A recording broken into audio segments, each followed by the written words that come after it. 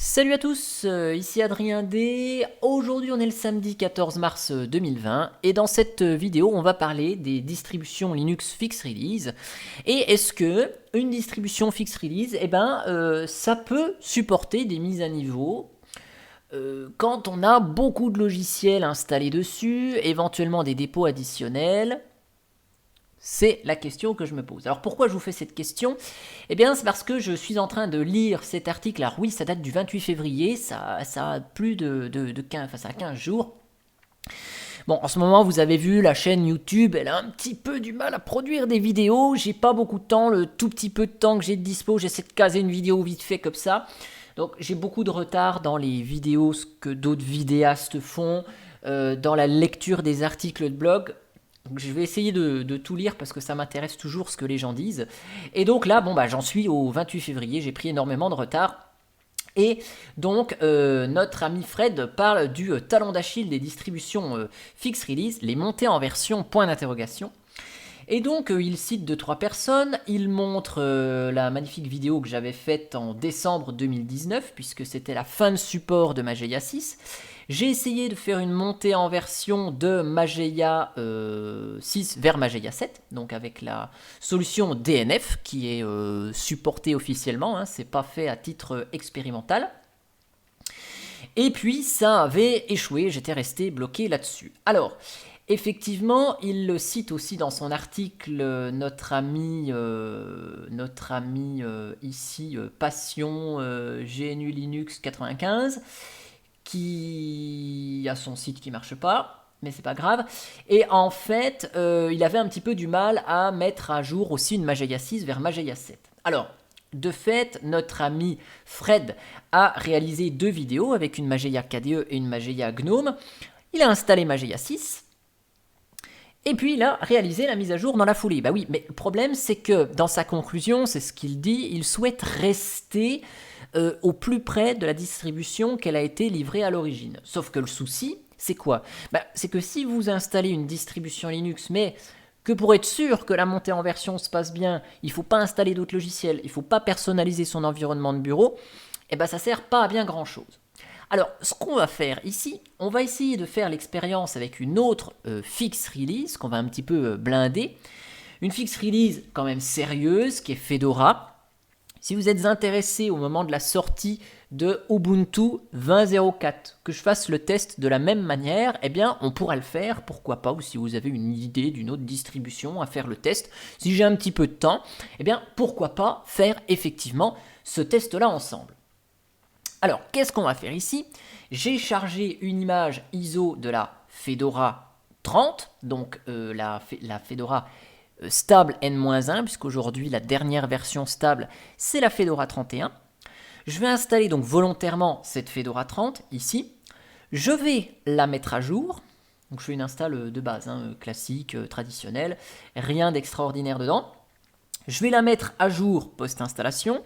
Toutes les étapes qui prennent énormément de temps, je vais les accélérer comme vous avez l'habitude dans certaines vidéos. Donc, installation de Fedora, mise à jour pour avoir une version 30 complètement à jour, pour pouvoir installer des dépôts supplémentaires.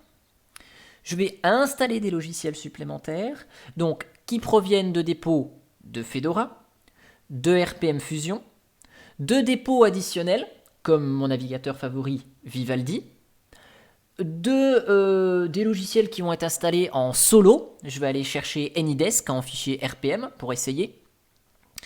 Et puis, je vais installer un ou deux Flatpak. Ce sont des logiciels qui ne sont pas dans des dépôts additionnels, comme par exemple PhotoFlare, que j'ai packagé pour Actualia pour la version 31 de Fedora, mais qui est disponible en tant que Flatpak. Donc, j'installerai ce logiciel en Flatpak, peut-être Discord par exemple. Je vais installer les principaux logiciels que j'utilise et puis on va aller un petit peu plus loin, c'est-à-dire que j'installerai quelques logiciels supplémentaires tels que VLC par exemple, qui est utilisé par pas mal de personnes pour en fait voir si avec cette installation complète, est-ce que la mise à niveau de Fedora 30 vers 31 avec tout ce bazar installé, est-ce que ça tient le choc, oui ou non? Et donc si ça tient le choc, ça voudra dire que malheureusement, c'est Mageia qui a un petit problème dans notre test et avec le test de Sébastien de Passion GNU Linux. Tiens, je vais voir si le site s'est affiché entre temps. Voilà, donc ce site-là, oula, donc c'est cette Mageia 6 ici. Et je ne sais plus ce que je voulais dire, mais voilà, savoir si le problème vient de Mageia ou vient d'une généralité des distributions fixed release. Voilà. Donc lui, il avait eu des petits soucis, notamment avec la partie pilote NVIDIA. Alors, à savoir que même si je n'ai plus mon PC portable Asus, hein, j'utilise plus ce PC portable, ce qu'il faut savoir, c'est que j'ai utilisé Fedora de la version 15 à la version 20-21 par là. J'ai toujours effectué les mises à niveau en ligne de commande. Et ça s'est toujours très bien passé. À l'époque, j'utilisais Bumblebee. Aujourd'hui, le PC portable Asus, qui a toujours sa carte Nvidia, utilise les pilotes Nvidia de base, qui sont bon, du coup, il n'y a plus de carte Nvidia à la demande, mais le PC portable a passé avec succès une migration de Fedora 30 vers 31 avec ses pilotes Nvidia. Donc, si on n'a quand même pas un pilote vieux de Nvidia, style un 304, il est fort probable que la mise à jour se passe sans grand problème. Donc là, je vous accélère la fin de l'installation de Fedora et je vous reprends une fois que je suis sur le bureau au moment où on va faire la première mise à jour. Je vais essayer de faire la mise à jour en mode graphique pour évidemment avoir quelque chose de cohérent, voir si la mise à niveau avec les outils livrés par défaut dans la distribution se passe bien. Donc, je vous donne rendez-vous dans quelques instants pour la mise à jour complète du système avant installation des logiciels et des divers dépôts additionnels. Ok, Fedora est donc installé. On va redémarrer tranquillement notre système. Je vais même passer en plein écran pour le fun. C'est quand même beaucoup plus sympathique. Donc, objectif numéro 1, ça va être de mettre à jour le système. Bon, là, il y a un petit coinçage de système D. Je force leur démarrage. C'est pas très grave, on était en live. Donc, première chose, avec Fedora quand même, il faut créer son compte utilisateur. On va être invité à créer le compte utilisateur là tout de suite maintenant. Donc la mise à niveau, la mise à jour complète, je vais la faire en ligne de commande. Ça m'évitera de lancer GNOME logiciel pour ça. Hop.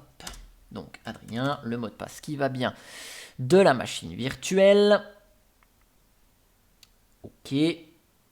Donc je vais juste faire une petite personnalisation qui va être la suivante. Je vais modifier un fichier, le fichier etc dnf.conf. Ici, je vais ajouter ici fastest mirror égale true pour qu'il me prenne les miroirs quand même plus rapides à télécharger. Donc dnf upgrade. Et bien sûr, dans le test, donc vous voyez, ça permet de choisir les miroirs les plus rapides, ça devrait envoyer plus. Donc, bien sûr, on va installer les RPM Fusion, on va installer les Flatpak, les logiciels, on va installer aussi des petites extensions GNOME pour personnaliser un peu l'environnement, ajouter le traditionnel Dash2Dock, enfin, vous voyez, ces petits trucs, histoire de personnaliser un petit peu l'environnement de bureau, simplement, mais au moins avec quelques petites bricoles. Vous voyez ici, une nouvelle version de Fedora est disponible, il nous le propose, donc on fera ça après avoir personnalisé, comme si on avait utilisé notre système pendant X jours avant que la mise à niveau soit dispo. Vous voyez, ça balance quand même un peu plus ici au niveau des mises à jour du téléchargement. Je vous accélère tout ça et je vous reprends une fois qu'on est prêt. Je fais un petit reboot après l'installation des mises à jour, évidemment.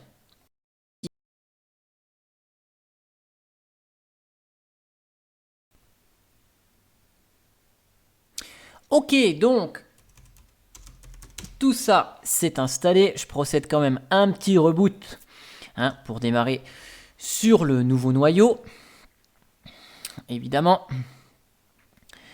et démarrer sur notre Fedora qui est quand même un petit peu, on va dire, à jour cette fois-ci. Alors, juste pour éviter des petits soucis d'affichage, hein, au cas où, je vais juste démarrer là une session en mode X11 et non pas Wayland. Ça, c'est pour éviter que éventuellement l'affichage se fige. Voilà, hein, parce que mine de rien, ça fait quand même déjà 20 minutes que la vidéo est commencée, hein, même si vous avez un autre chiffre dans la vidéo, parce que j'ai accéléré les divers passages.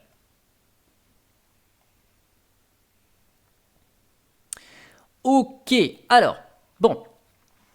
Alors, ce qu'on va faire ici, on va lancer Firefox rapidement. Et nous allons aller le mettre en français parce qu'il n'est pas en français. Alors, hop, on va faire de ce style-là. Préférences. Hop, alors la roulette de la souris marche pas très bien. Search more language. French, add. Ok. Donc, appliquer, redémarrer, et je vais lancer mon ami LibreOffice ici pour qu'il aille me chercher le fameux pack de langue français. Voilà, hop, il réclame ses packs de langue. Chut, toi, tais-toi. Et voilà, alors ce qu'on va faire ici, on va aller chercher RPM Fusion. Là. Et on va aller installer RPM Fusion. Alors juste avant, on va installer GNOME Tweak Tool, soit GNOME Ajustement, pour justement personnaliser notre environnement de bureau un petit peu quand même. Donc,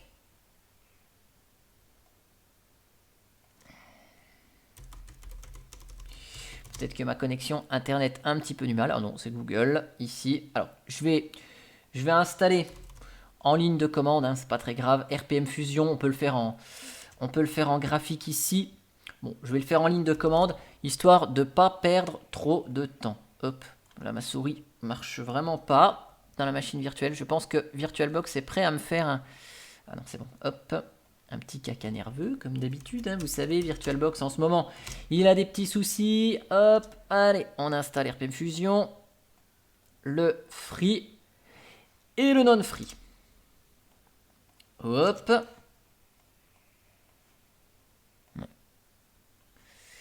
Ici. Et après, on va installer les upstream data. Donc, oui.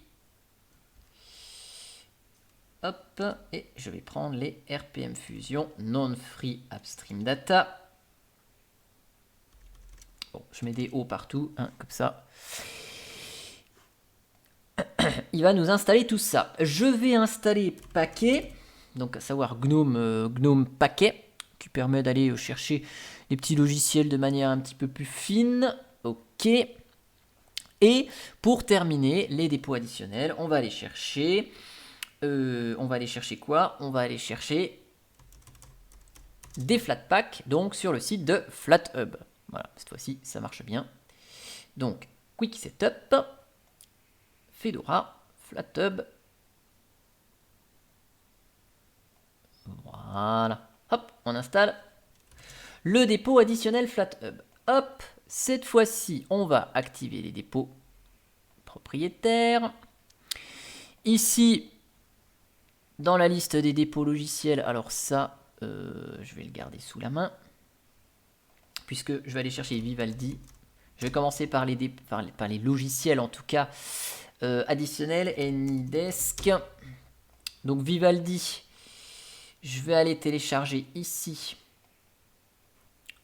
le RPM, Linux RPM, enregistré, et AnyDesk, bon c'est une application autonome. On peut aller chercher directement le dépôt de Fedora si on le souhaite. Regardez, ici, télécharger maintenant. On a la possibilité d'installer le RPM repository si on en a envie ici, avec ces instructions ici. Bon, c'est pas ce que je vais faire. Je vais juste attendre, ok, que tout soit téléchargé. Donc côté dépôt, ici, je vais activer le Google Chrome, pourquoi pas. Je vais, le dépôt d'extension GNOME Shell, il est activé. FlatHub, c'est bon. RPM Fusion, c'est bon. Alors, qu'est-ce qu'on va faire maintenant? On va installer tranquillement nos logiciels ici. Alors bon, je vais le faire en ligne de commande, hein, ce sera plus simple. Hop, sudo Thierry. C'est juste que ce sera un peu plus, je veux dire, rapide. Alors DNF install. Donc je vais installer quoi? Je vais installer Thunderbird. Je vais installer Chromium Browser. Ici. Alors Chromium Browser. Je sais pas comment il s'appelle, Chromium. Bon, je vais installer Thunderbird. Je vais lancer GNOME Paquet pour aller chercher Chromium. Je sais pas comment il s'appelle le paquet. Ah oui, Chromium Free World. Voilà. Je vais l'installer par ici directement. Ensuite, on va prendre la suite des applications. Alors, je vais prendre ici SM Player, Clémentine, Audacity, Sound Converter. Je vais prendre Caden Live et je vais prendre OBS Studio. Je vais prendre CPU-X aussi, tant qu'à faire, hein. On va se faire plaisir. Oui. Donc là, il y en a pour un petit moment. Je vous accélère comme tout à l'heure.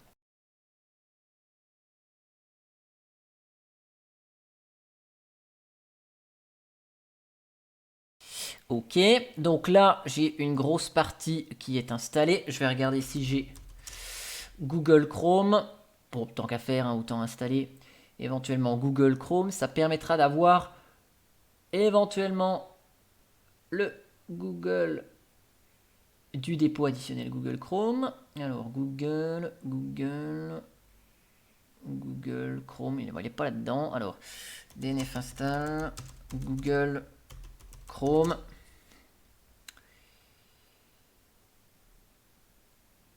Alors, par contre, il nous installe le unstable. Alors, je vais prendre le stable directement. Oui. On va juste vérifier ce qu'on peut installer d'autre encore. On va prendre... Il faut que j'ai oublié les petites bricoles. Ah oui, je vais installer Wine aussi pour avoir le multilib, plus Steam, hein, pour vérifier ça. Tiens, on va s'installer Hugin. Hugin qui passe... Hugin qui passe... Simple Screen Recorder. Tiens, si on l'a, ça peut être sympa. On va essayer. Hop. Alors, graphisme. On va le faire comme ça. DNF install. Hugin qui passe XC. Je vous ai dit quoi d'autre? Simple Screen Recorder, par exemple. Oui. Ce qu'on va faire, on va désinstaller. Ouais, si on va quand même désinstaller des petites applis qui sont installées par défaut, dont on n'aurait pas forcément besoin, comme par exemple machine. Pas besoin de machine. Ici. Je vais désinstaller Rhythmbox puisque j'ai installé Clémentine. Et puis, ce qu'on va même se payer le luxe de faire, c'est de rouvrir Firefox et d'aller s'installer linuxtrix.fr. On va aller s'installer VirtualBox. Voilà. On va installer VirtualBox, comme ça on aura un petit logiciel bien sympathique avec un module noyau installé. Jack. Ok. Donc là, DNF install VirtualBox. Ici. Voilà. Oui.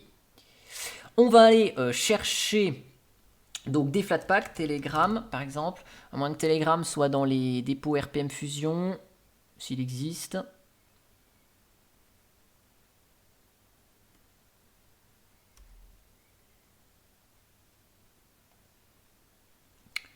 Télé. Telegram web, ici. Bon, je lui en demande peut-être un petit peu trop d'installer et en terminal et ici. Alors le temps que ça se finalise, je vais juste personnaliser un petit peu mon GNOME. Ok. Donc là, toc, titre et barre de fenêtre. J'ajoute ceci. Barre supérieure, je vais ajouter des infos là. Numéro de semaine. Extension, on va en installer quelques-unes, hein, pas de panique. Donc là, ouais, c'est à peu près bon. Ok, donc là, le Telegram. Je sais pas d'où il vient, le Telegram. Bon, on verra bien. DNF install.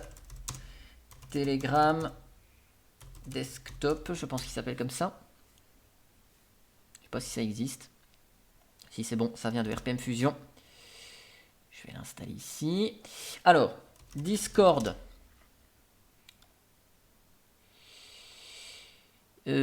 Pour que les Flatpak fonctionnent, il faudrait peut-être redémarrer.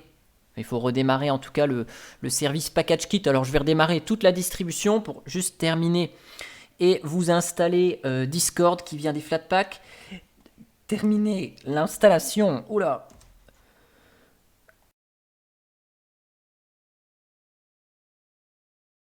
Terminer l'installation de Vivaldi de AnyDesk.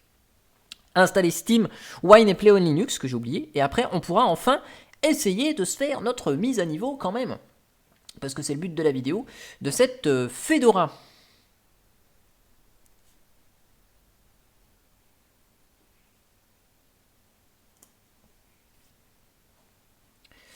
Ok, donc là, on connecte.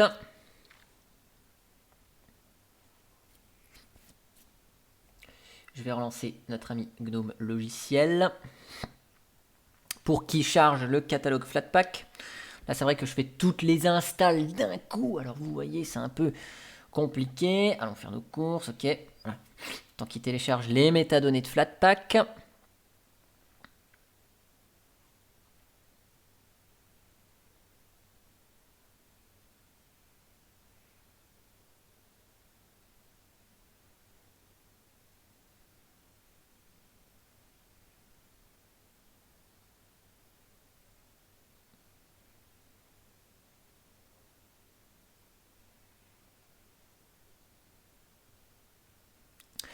Ok, alors, j'ai dit quoi?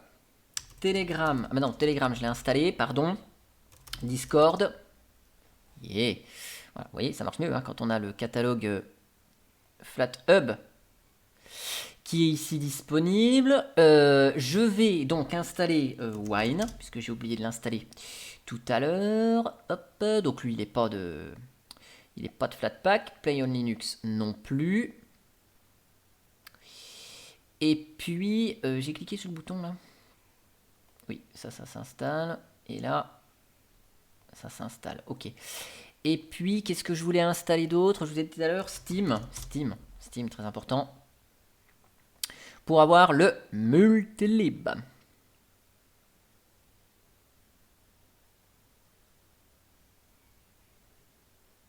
J'aurais peut-être dû allouer aussi un petit peu plus de mémoire au système.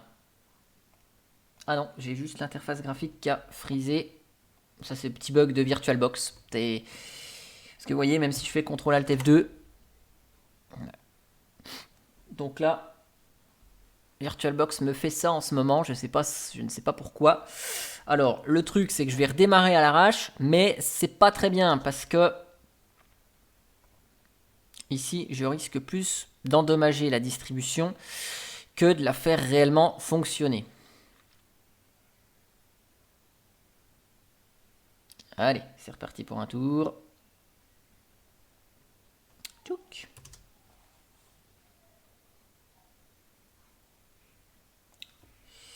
Donc, logiciel.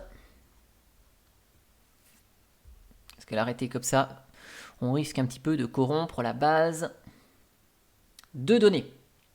Il serait temps quand même que VMware soit fonctionnel avec le noyau 5.4, histoire de revenir à de la virtualisation qui fonctionne. C'était le petit moment ronchonnement de la journée. Voilà.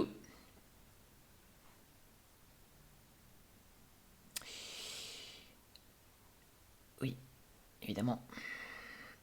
Ça s'est arrêté de manière un petit peu brutale. Alors, je voulais installer quoi? Alors attendez, ce que je vais faire en attendant que ça se lance, je vais faire un sudo dnf install wine pleon linux steam, histoire d'aller un peu plus vite. Oui.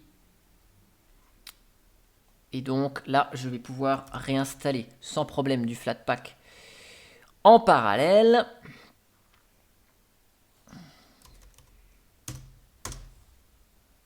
Ici avec GNOME logiciel. Normalement, hein. Voilà, hop. Et j'ai dit tout à l'heure que ce que je voulais, PhotoFlare. Bon, je ne l'ai pas installé tout à l'heure, mais hop, voilà. Et puis au passage, on va aller s'installer une petite extension, Dash to Dock par exemple. Hein. Vous savez que j'adore ce dock. Alors je vais le laisser à gauche ici, pour éviter que vous confondiez avec mon vrai Dash to Dock ici. Et puis je vais installer le App Indicator, qui permet d'avoir les notifications là-haut quand on a une application qui a un petit applet comme Steam par exemple, ou Discord peut-être bien de ce côté-là. Comme ça, on a personnalisé un petit peu l'environnement de bureau, on a personnalisé un petit peu la Logitech avec des logiciels qui viennent de dépôts propriétaires ou même de dépôts officiels. Donc là, je vais installer.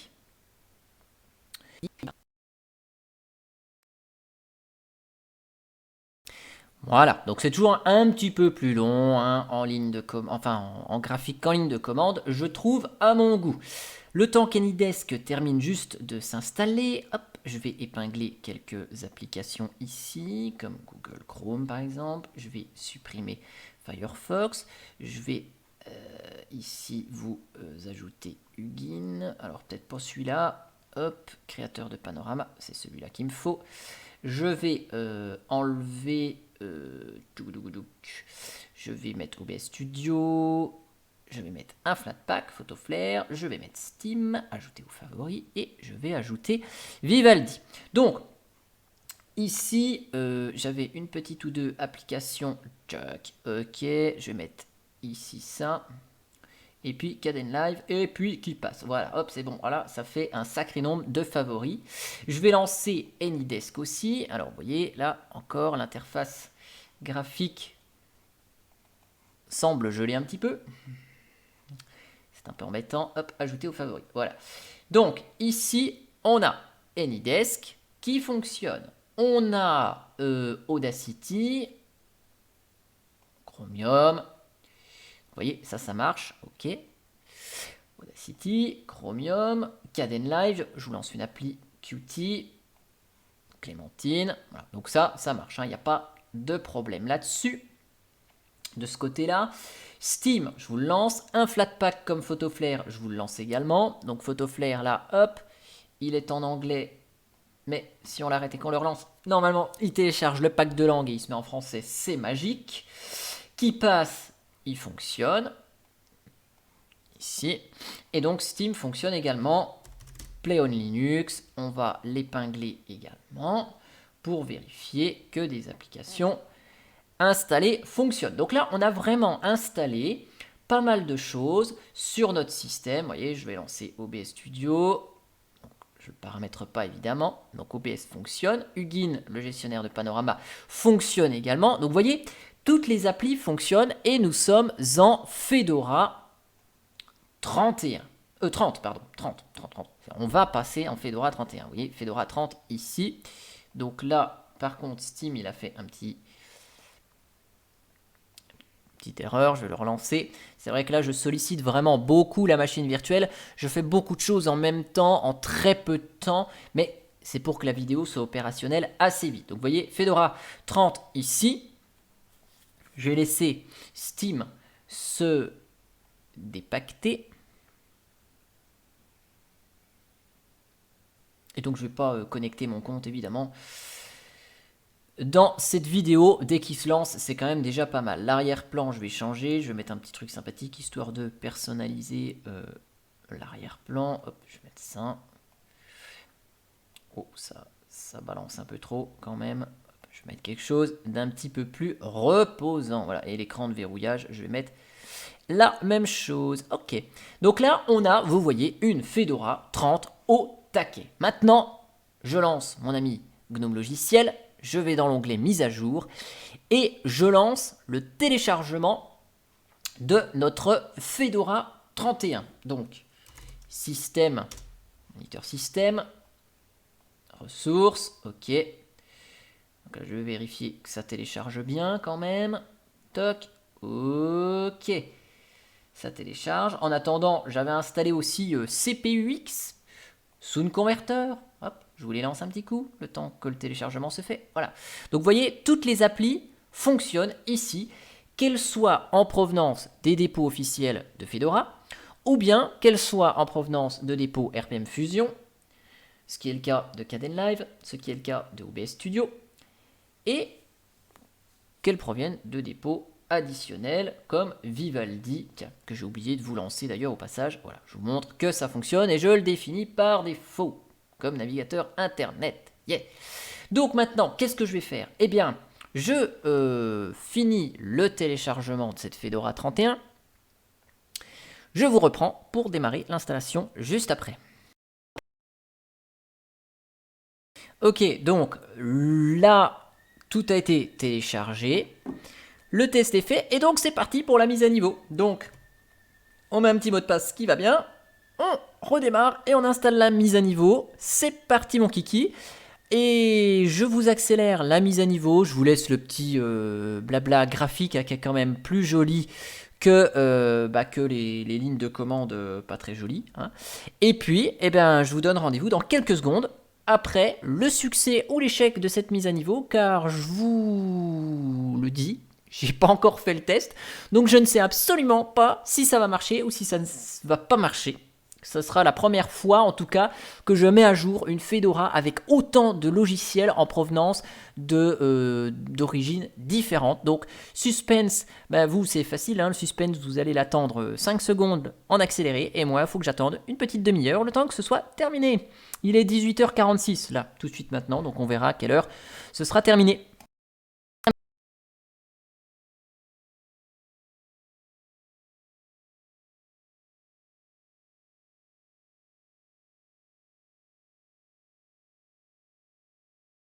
Voilou, alors notre système redémarre tranquillement. Visiblement, ça a marqué redémarrage après l'installation. On n'a pas d'échec de mise à niveau. Alors maintenant, ce qu'on va faire, on va voir si ça démarre déjà, si on arrive jusqu'à l'environnement de bureau, si tout fonctionne. Donc on a déjà la mire de connexion, ok, on a toujours notre Gnome sur Xorg. Finalement, j'aurais peut-être dû tester Wayland tout à l'heure. Nous avons notre bureau, 1 heure après avoir commencé l'enregistrement de la vidéo. Donc, il nous aura fallu 1 heure pour installer notre Fedora 31. Bienvenue dans Fedora 31. Donc, 1 heure pour installer Fedora 30, la personnaliser, installer les dépôts additionnels, faire tout le bazar et migrer en Fedora 31. Et voilà. Donc, ça fonctionne. C'est quand même fabuleux ici. La personnalisation est toujours plus ou moins là. Alors vous voyez le dock ici, le Dash to Dock, il a un petit peu disparu. En fait, si on va dans les extensions, on voit quoi? On voit que mon App Indicator ici, il est toujours là. Le Dash to Dock, il n'est pas ici. Donc normalement, je dis bien normalement, ça fonctionne ainsi avec GNOME. Il doit détecter automatiquement une mise à jour du Dash to Dock. Il doit détecter qu'il doit se mettre à jour. Et si on ferme et qu'on rouvre la session, chose qu'on va faire tout de suite, il doit nous l'avoir mis à jour et normalement ça apparaît. Dans les tests que j'avais fait sur le vrai, en tout cas sur le PC portable, ça s'était passé ainsi. Manque de bol, ça se passe pas ainsi ici. Donc c'est pas grave, il suffit juste d'aller ici. Dash to dock. Bon, ce qui peut être mieux éventuellement, c'est que là, vous voyez, il y a des petites améliorations, hein, plus ça va dans le temps. On va installer directement le paquet d'H2Dock en provenance des dépôts Fedora. Ce sera quand même beaucoup mieux. Car comme ça, quand on met à niveau la distribution, eh bien on a direct la nouvelle version de Dash2Dock qui doit fonctionner avec le GNOME. C'est quand même beaucoup mieux. Et voilà, donc notre Dash2Dock, il est toujours là. Notre Nautilus, bon, les applications traditionnelles de GNOME fonctionnent, hein, comme le terminal, ok. Audacity, a-t-il supporté la mise à niveau? Oui, c'est le cas. Donc Audacity toujours là. Chromium, donc ça ce sont des applications livrées par défaut, ça supporté. Google Chrome, alors que j'avais pas lancé tout à l'heure, il fonctionne toujours. Là, on va aller dans les dépôts RPM Fusion, donc ce qui concerne OBS Studio, et on voit que ça fonctionne. PhotoFlare, qui était en Flatpak, comment ça se passe avec la mise à niveau? Eh bien, c'est toujours là en tant que Flatpak. Steam, qui était dans les dépôts RPM Fusion, eh bien, on va voir ce qui se passe. Vivaldi, toujours un petit peu long à lancer, hein, Steam. Vivaldi fonctionne toujours très bien. Yeah. Là, Clémentine, provenance des dépôts RPM Fusion, bah, il est toujours là. Ok. Donc à propos de Clémentine ici, ok. Donc là, c'est le Clémentine en plus avec la version 5.13 de KDE, enfin de Qt. Là, Steam il s'est lancé, vous avez vu, c'est toujours un petit peu long. Discord, je ne l'avais pas lancé avant de faire la mise à niveau. Vous voyez, K Indicator ici, c'est ça qui nous met la liste des applications dans la barre de notification. Donc Discord fonctionne très bien, je n'ai plus de compte sur Discord, donc je ne peux pas vous montrer le fonctionnement, mais ça se lance sans souci. Kdenlive en provenance de RPM Fusion, ça marche toujours aussi bien. Yeah. Donc bien sûr, hein, on peut forcer le thème, hein, voilà, passer en thème qui va bien pour avoir les icônes et tout le bazar, sans souci. AnyDesk, qui était un RPM tout seul, bon, bah, il marche toujours. Play on Linux, il est toujours là. Et donc, on voit bah, qu'on a un système complètement à jour et fonctionnel. Et bah, si j'essaye d'installer, par exemple, je sais pas, qu'est-ce que je pourrais installer comme application? Ah ouais, VLC, j'avais installé VLC en provenance d'RPM Fusion, je crois. VLC. Ah non, je ne l'avais pas installé VLC, pardon. Eh bien, vous voyez ici, il est disponible directement là avec le fameux AppStream Data qu'on a installé. Il est disponible direct dans GNOME Logiciel. Donc, on voit quand même que GNOME Logiciel est beaucoup plus réactif dans cette nouvelle version de Fedora. Hein, c'est normal, ça s'améliore avec le temps. Et j'ose dire, bah, c'est pas mal. Hein, c'est à ça que servent les mises à jour. Voilà, donc là on a VLC, donc vous voyez, hein, les applications ici fonctionnent sans souci. On peut continuer d'utiliser son système. Si je veux désinstaller des applications qui étaient précédemment installées, eh bien ça fonctionne, hein, donc mon système, bah, il marche, hein. Il marche, ça il n'y a pas de problème. Je vais aller dans son, ici et vidéo, je vais installer Mix. Ah bah non, Mix, il provient d'un Flatpak. Oh bah si, tiens, regardez, on va installer Mix pour vérifier que l'installation de nouveaux Flatpak après la mise à niveau fonctionne. Et puis, je vais aller chercher un logiciel qui pourrait être dans les dépôts originaux. Je pense que Soonjuicer devrait être dans les dépôts de Fedora. Yeah. Voilà, donc pour vous montrer qu'un Flatpak et un logiciel classique bah, s'installe toujours aussi bien après avoir mis à jour. C'est juste pour valider le bon fonctionnement de cette Fedora. Voilà, donc cette Fedora 31 maintenant. Donc oui, on peut mettre à niveau une distribution fixe release, qu'elle soit blindée de logiciels et de dépôts additionnels. En tout cas, c'est vérifié avec Fedora. Donc, certaines distributions bah, sont, ma foi, bien conçues. Hop. Donc là, Soonjuicer va s'installer. Et j'ai installé quoi juste avant? Je ne sais plus. Donc, Soonjuicer, je vous montre qui marche. Et qu'est-ce que j'avais installé en Flatpak? C'est bien, hein, je viens de le faire, mais je ne sais plus ce que j'ai installé. Il est peut-être encore en train de s'installer. VirtualBox, tiens, qui a des modules, bah, il se lance toujours, ça, il n'y a pas de souci. Et je ne sais plus ce que j'ai installé. J'ai lancé une installation d'un logiciel et je ne sais plus son nom. Hop, son et vidéo. Je vais remonter ici, c'était là. Je ne sais plus ce que j'ai installé. Pour vérifier que le Flatpak fonctionne. Ah oui, c'était Mix. Mix. Bon, il n'est peut-être pas encore installé. Mix, ah si, ok, il est ici, lancé. Et donc, un Flatpak s'installe avec succès. Bon, là, il faut choisir là où est la bibliothèque musicale, mais un Flatpak se lance avec succès après mise à niveau de cette Fedora. Donc oui, ça marche bien avec, en tout cas, Fedora. Quand elle est blindée de logiciels, il n'y a pas spécialement de soucis majeurs là-dessus. Ça fonctionne bien. Bon, il y avait beaucoup de logiciels installés sur le PC portable, là, de 30 à 31. En Fedora, ça s'était bien passé. Donc là, on vérifie à nouveau que ça fonctionne bien dans une machine virtuelle. Voilà, modulo le petit souci que j'ai eu tout à l'heure d'affichage, mais ça c'est VirtualBox qui me cause des petits soucis en ce moment. En tout cas, j'espère que cette vidéo elle vous aura plu. Si vous voulez que je fasse le test éventuellement pour Ubuntu lors de sa sortie, je peux essayer de le faire, hein, le test de mise à niveau LTS vers LTS avec plein de logiciels comme ça, pour vérifier le bon fonctionnement. N'hésitez pas à mettre un commentaire, j'essaie de vous monter la vidéo là pour ce soir que vous l'ayez sur YouTube. En tout cas, j'espère que ça vous a plu et je vous dis à bientôt pour une prochaine vidéo. Allez, ciao ciao.